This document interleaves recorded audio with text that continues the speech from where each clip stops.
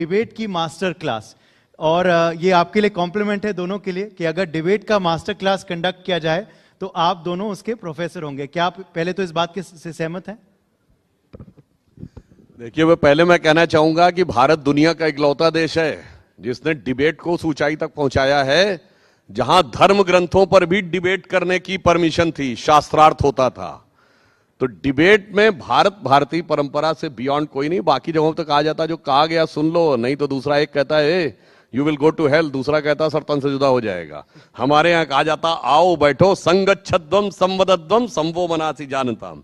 तो मुझे लगता है हम लोग तो वैसे ही भारतीय परंपरा को ज्यादा नजदीकी से मानते हैं।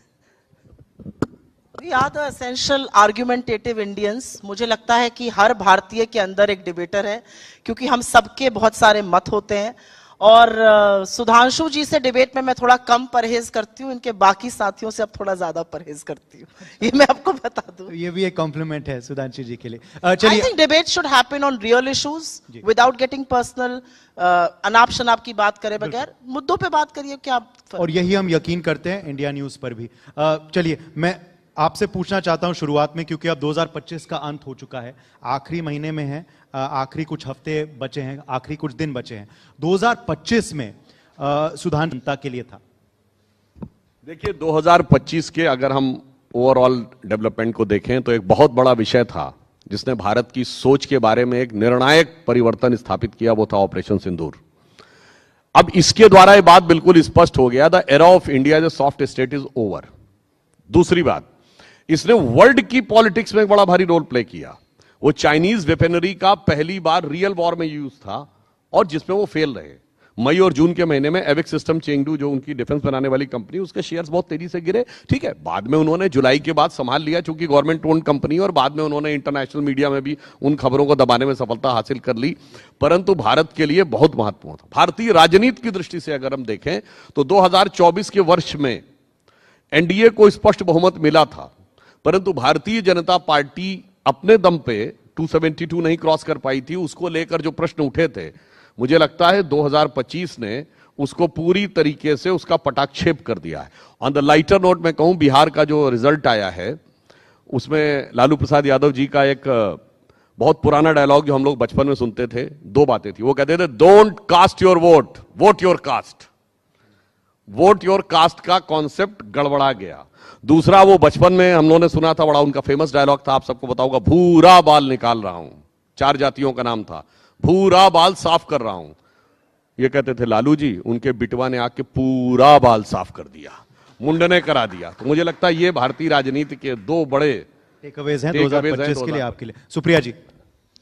मेरे लिए भारतीय राजनीति के दो बड़े टेकअवेज, हमारी सेना के पराक्रम और शौर्य पर तो मुझे लगता है हम जितना बोले उतना कम है, और बिल्कुल ऑपरेशन सिंदूर एक बात थी। मेरे हिसाब से दो चीजें थी। इस देश ने लोकतंत्र में पहली बार दिन दहाड़े वोट चोरी होते हुए देखी, साक्ष्य और सबूतों के साथ देखी, संस्थागत तरीके से देखी।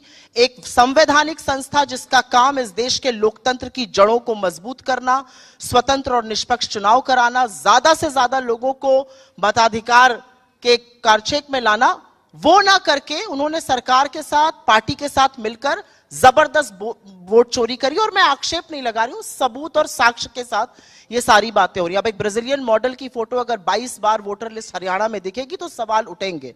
अगर 5 महीने में महाराष्ट्र में 5 साल से ज्यादा वोट बढ़ेंगे तो सवाल उठेंगे। मुझे लगता है ये एक बहुत बड़ी बात है और इसको लेकर एक संशय है। जिस तरह से, और भाई आदरणीय प्रधानमंत्री जी, उन्हीं की शब्दों का प्रयोग करती हूं, कनपट्टी पर कट्टा रखकर जिस तरह से एसआईआर कराया जा रहा है और 40 के करीब बीएलओ की मौत हो चुकी है, उस पर चर्चा होनी चाहिए। मुझे लगता है ये बहुत बड़ी बात थी। हमारे देश में निष्पक्ष और स्वतंत्र चुनाव हमारे देश के मजबूत लोकतंत्र की पहचान थे। आज उस पर संशय है, ये एक गंभीर विषय, इस पर चर्चा होनी चाहिए।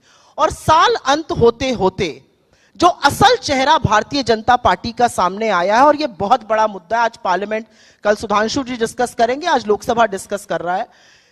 मनरेगा से ना सिर्फ महात्मा गांधी का नाम हटाया जा रहा है, लेकिन मनरेगा जो एक कानून था, जो काम की गारंटी देता था, जो शायद ऐसे 5 सितारा होटल में बैठे हुए लोग उसका मूल्य ना समझ सके, मुझे लगता है काफी लोग समझते होंगे, जिसने ग्रामीण अंचल को, जिसने गांव देहातों में काम करने वाले लोगों के हाथ में मजबूती दी, ग्रामीण अर्थव्यवस्था की पृष्ठभूमि बदल दी, जो कोरोना काल में संजीवनी साबित हुआ, उसको डिमांड की जो एक डिमांड बेस्ड योजना थी काम की, उससे हटाकर उसमें तमाम शर्तें लगाई जा रही हैं, राज्यों के सिर पर ठीकरा फोड़ा जा रहा है, खर्चे का अनिवार्य निलंबन के दिन किए जा रहे हैं, ग्राम सभाओं और पंचायतों को कहीं ना कहीं बिल्कुल कमजोर किया जा रहा है।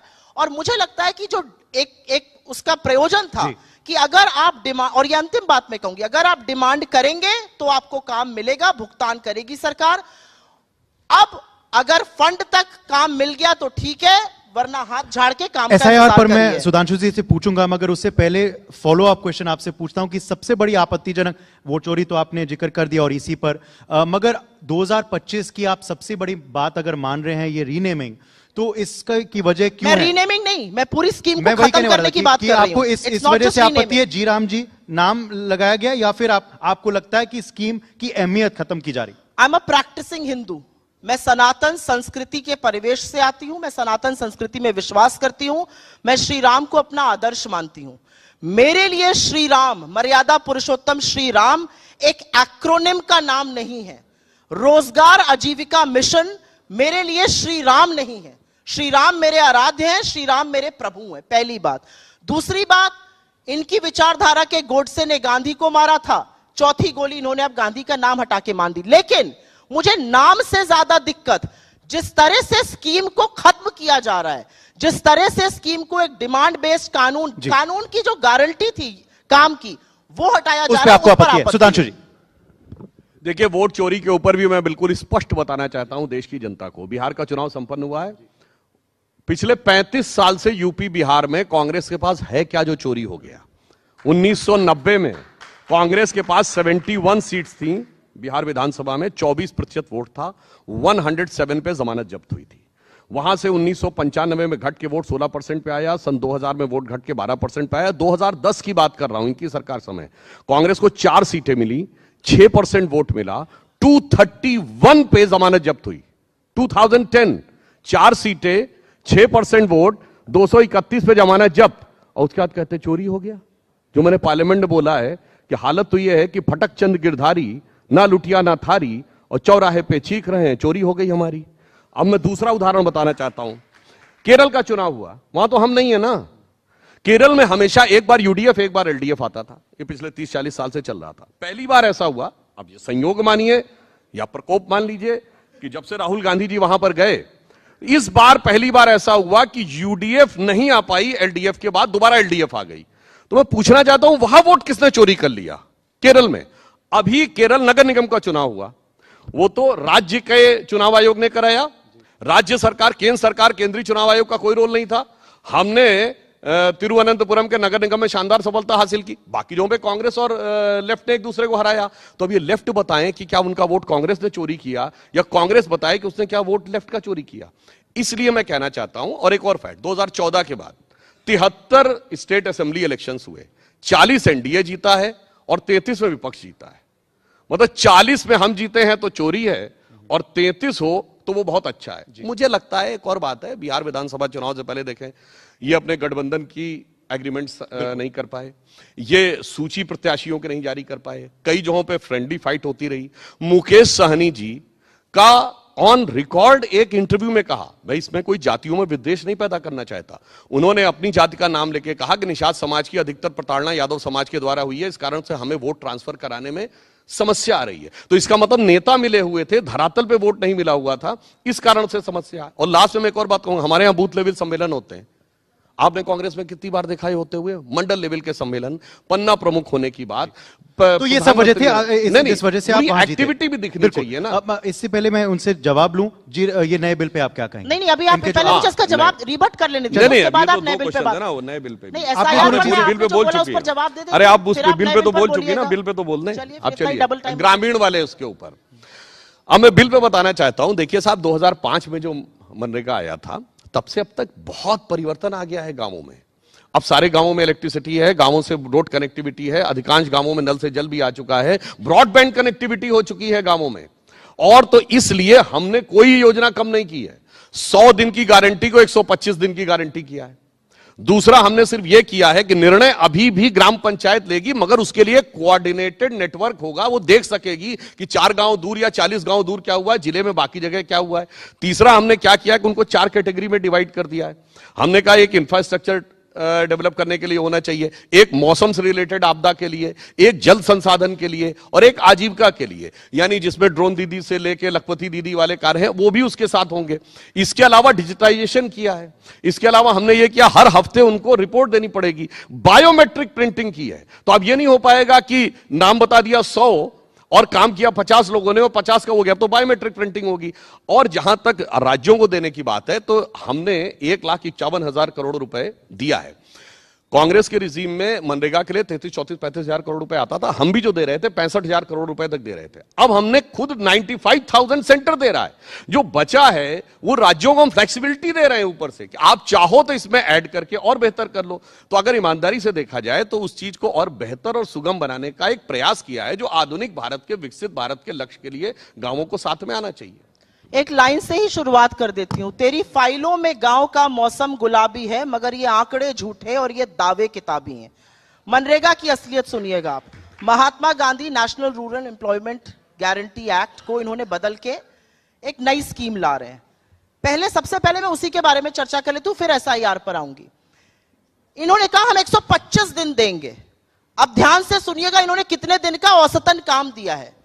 2018-19 में 100 दिन की गारंटी है मनरेगा में। 2018-19 में इन्होंने 51 दिन 51 डेज का औसतन काम दिया था। 100 पहुंचना तो बहुत दूर की बात है। और 2024-25 में 42 डेज 42 दिन का औसतन काम दिया है। 100 दिन का काम दे नहीं पा रहे, 125 की बात करेंगे। ये इनकी असलियत है। अब बात करते हैं, फ्रेमवर्क होना चाहिए, GIS tools, geo tagging, AI, dashboard. अब ग्राम सभा और पंचायत ऐसे नहीं डिसाइड करेगी। एक सिंपल सी चीज, उत्तर प्रदेश से हम दोनों लोग आते हैं, सिंपल सी चीज SIR का फॉर्म जो पढ़े लिखे BLO है वो नहीं भर पा रहे। 2 बार डेट उत्तर प्रदेश में बढ़ा देनी पड़ी है। तो यह सोचना कि जो व्यक्ति दैनिक मजदूरी करने के लिए इस स्कीम का हिस्सा बनना चाहता है वो इतना टेक्निकली साउंड होगा, इतना तकनीकी रूप से मजबूत होगा, ये एक और मुगालता है। अब इन्होंने बात करी 60 दिन के निलंबन की। ये सरकार तय करेगी कि मजदूर की क्या चॉइस होगी। आप सार्वजनिक काम दीजिए, मजदूर नहीं करना चाहेगा तो वो खेती के मौसम में जाके कहीं और काम करेगा, लेकिन उसके पास चॉइस होनी चाहिए।